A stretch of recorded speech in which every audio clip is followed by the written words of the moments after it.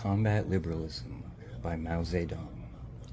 We stand for active ideological struggle because it is the weapon for ensuring unity within the party and the revolutionary organizations in the interest of our fight.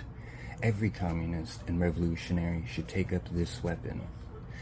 But liberalism rejects ideological struggle and stands for unprincipled peace, thus giving rise to dissent, Philistine attitude, and bringing about political degeneration in certain units and individuals in the party and the revolutionary organization.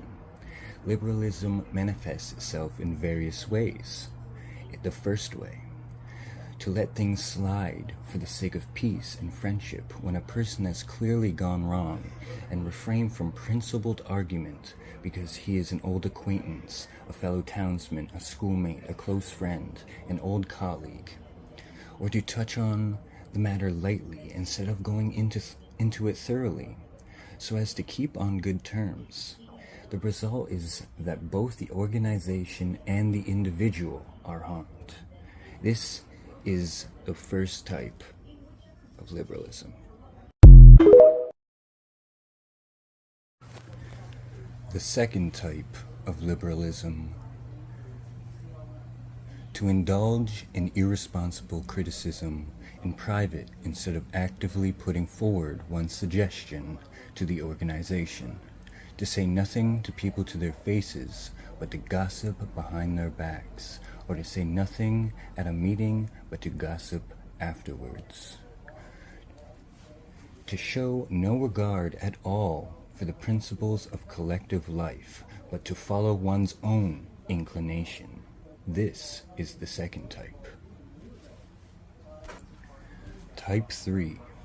To let things drift if they do not affect one personally, to say as little as possible while knowing perfectly well what is wrong, to be wordedly wise and play safe and seek only to avoid blame. This is the third type. Not to obey orders, but to give pride of place to one's own opinions, to demand special consideration from the organization, but to reject its discipline. This is the fourth type. To indulge in personal attacks, pick quarrels, vent personal spite, or seek revenge, instead of entering into an argument and struggling against incorrect views for the sake of unity or progress or getting the work done properly. This is the fifth type. To hear incorrect views without rebutting them, and even hearing counter-revolutionary remarks without reporting them, but instead to take them calmly as if nothing had happened. This is the sixth type. To be among the masses and fail to conduct propaganda and agitation, or speaking at meetings, or conduct investigations and inquiries among them, and instead to be indifferent to them and show no concern for their well-being, forgetting that one is a communist and behaving as if one were an ordinary non-communist. This is the seventh type. To see someone harming the interests of the masses and yet not feel indignant or stop him or reason with him, but to allow him to continue. This is the eighth type.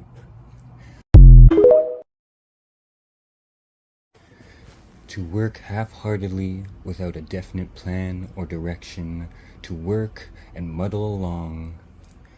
Quote, so long as one remains a monk, one goes on toiling the bell.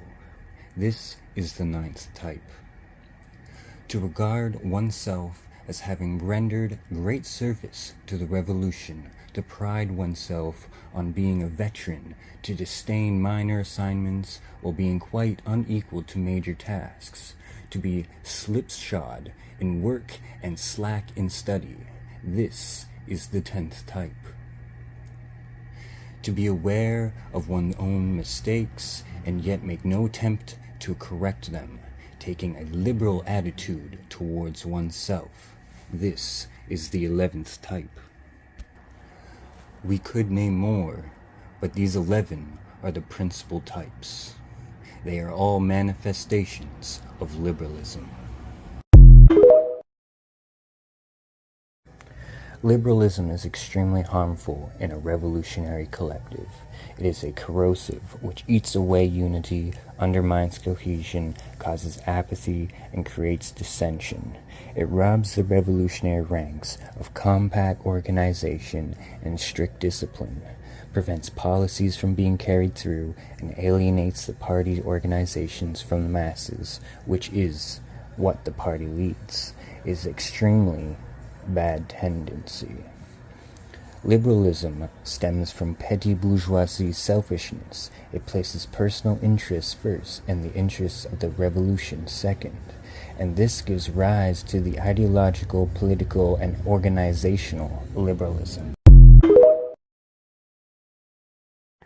People who are liberals look upon the principles of Marxism as abstract dogma. They approve of Marxism, but they are not prepared to practice it or to practice it in full. They are not prepared to replace their liberalism by Marxism. These people have their Marxism, but they have their liberalism as well. They talk Marxism, but practice liberalism. They apply Marxism to others, but liberalism to themselves. They keep both kinds of goods in stock and find a use for each. This is how the minds of certain people work. Liberalism is a manifestation of opportunism and conflicts fundamentally with Marxism. It is a negative and objectively has the effect of helping the enemy. That is why the enemy welcomes its preservation in our midst. Such being its nature, there should be no place for it in the ranks of the revolution. We must use Marxism, which is a positive in spirit, to overcome liberalism, which is a negative. A communist should have largeness of mind, and he should be a staunch and active, looking upon the interests of the revolution as his very life, and subordinately his personal interests to those of the revolution. Always and everywhere he should adhere to the principle and wage a tireless struggle against all incorrect ideas and actions, so as to consolidate the collective life of the party and strengthen the ties between the party and the masses. It should be more concerned about the party and the masses than about any private person, and more concerned about others than about himself. Only thus can he be considered a communist. All loyal, honest, active, and upright communists must unite to oppose the liberal tendencies shown by certain people among us and set them on the right path. This is one of the tasks of our ideological front.